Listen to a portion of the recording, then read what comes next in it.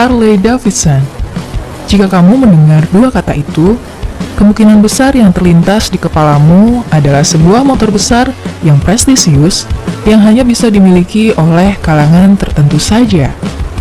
Produsen motor tersebut masih eksis hingga saat ini dan memiliki citra yang sangat kuat dengan kendaraan bernilai prestisnya, sebab nama Harley Davidson sudah sangat ikonik di dunia perotomotifan. Namun, bukan berarti perjalanannya semulus itu.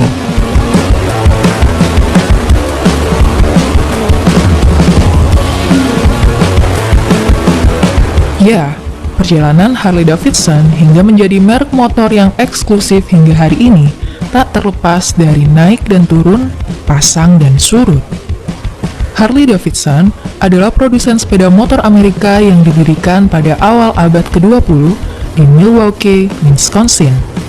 Tidak hanya terkenal di Amerika Serikat, tetapi juga di seluruh dunia, dan menjadi salah satu produsen sepeda motor terbesar dan memiliki pengikut atau penggemar yang loyal.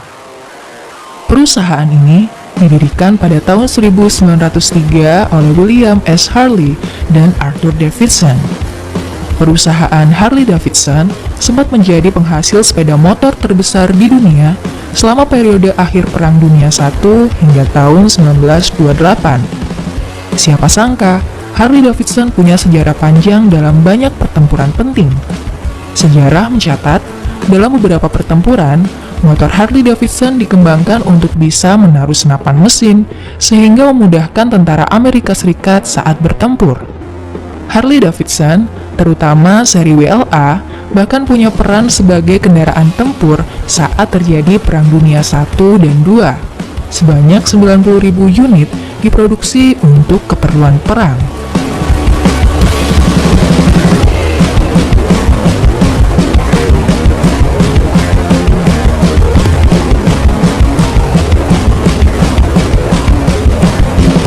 Antara tahun 1945 dan 1970, jumlah pemilik sepeda motor terdaftar di Amerika Serikat menunjukkan peningkatan yang besar, melonjak dari hampir 200.000 menjadi 2,8 juta.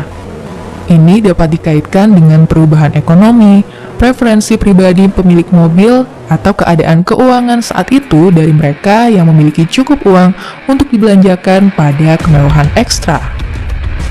Pada akhir 1970-an, Harley telah berevolusi dari sekedar merek dan pabrikan sepeda motor menjadi merek gaya hidup atau lifestyle. Mereka memiliki jaket, rompi, t-shirt, dan berbagai memorabilia untuk melengkapi lifestyle ini. Bahkan memiliki klub sendiri yang disebut Harley Owners Group untuk pelanggan yang benar-benar menjalani gaya hidup Harley.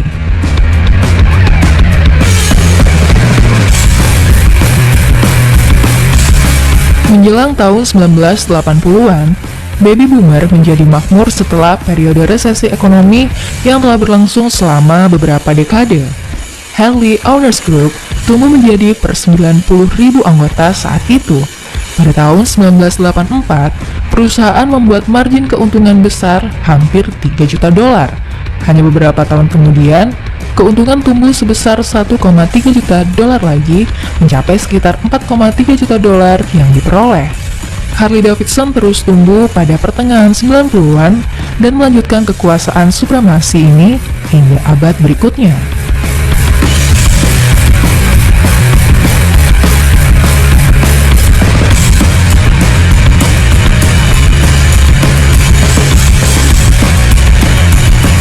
Melaju cepat pada tahun 2006, ketika kelompok pelanggan inti atau pelanggan setianya mencapai usia paruh baya, harga saham mencapai puncaknya dan melaporkan laba lebih dari 1 miliar dolar pada tahun 2006 itu.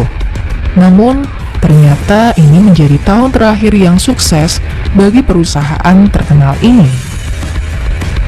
Pada tahun 2007, resesi melanda. Harley berjuang dengan penjualannya dengan harga saham yang anjlok antara tahun 2006 hingga 2009.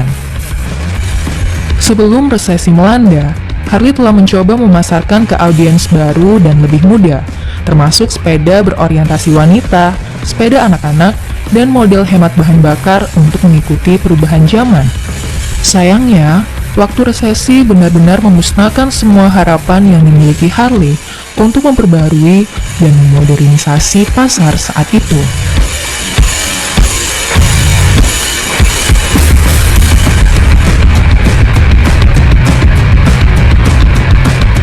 Untuk bertahan dari resesi baru, Harley terpaksa kembali ke dasar, memproduksi sepeda yang mereka tahu diinginkan pelanggan mereka, bahkan jika target pasar ini menua dan pelanggan berkurang. Hal ini menghasilkan produksi motor besar dan keras, gaya helikopter, dan motor yang sangat maskulin dan besar. Meskipun kembali ke akar intinya dan menolak evolusi, strategi ini berhasil, setidaknya untuk saat itu. Masalah utama yang mereka miliki adalah bahwa basis pelanggan inti mereka menua dan Harley tidak berkembang seiring waktu. Atau singkatnya, mereka stuck. Pada tahun 1985, usia rata-rata pemilik sepeda motor adalah 27 tahun. Usia rata-rata ini meningkat menjadi 41 tahun pada tahun 2003 dan 50 tahun pada 2008. Menunjukkan bagaimana mereka yang menikmati sepeda Harley semakin tua dan generasi muda tidak tertarik dengan gaya sepeda, citra merek, atau konsep sebuah sepeda motor sama sekali.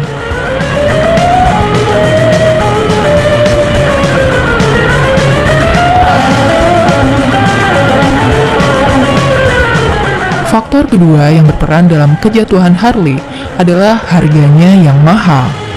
Harga rata-rata sepeda Harley adalah sekitar $20.000, yang mungkin menurut sebagian orang harganya terlalu tinggi untuk kendaraan yang tidak praktis, fungsional, atau bergaya. Untuk harga yang tinggi ini bisa disebabkan karena pajak yang sangat tinggi untuk produksi motor di Amerika Serikat. Milenial dan generasi muda umumnya tidak memiliki $20.000 untuk mainan, dan jika mereka memiliki tambahan $20.000, biasanya akan digunakan untuk kebutuhan hidup atau gaya hidup lainnya, misalnya seperti menyewa atau membeli rumah. Dan untuk gaya hidup lainnya, misalnya milenial memilih menggunakan uang itu untuk traveling.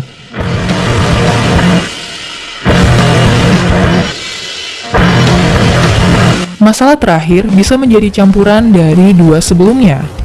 Image dari merek Harley-Davidson, yaitu sebuah moge yang dianggap untuk pria paruh baya dan bukan untuk milenial, wanita, atau mereka yang biasanya terlihat mengendarai motor di sekitar kota atau jalan terbuka. Untuk yang satu ini, Harley harus melakukan sesuatu, atau mereka akan ditinggalkan selamanya. Meskipun memiliki pengikut yang setia, dapat dilihat dengan jelas bagaimana merek Harley memudar dalam beberapa tahun terakhir karena ketidakmampuan atau kurangnya keinginan untuk berkembang dengan pasar saat ini, titik harga saat ini, dan demografi pembeli saat ini, serta bagaimana kompetitornya. Untuk itu, dalam beberapa waktu terakhir, Harley-Davidson telah berinovasi dalam segi bisnis dan teknologi agar tetap relevan.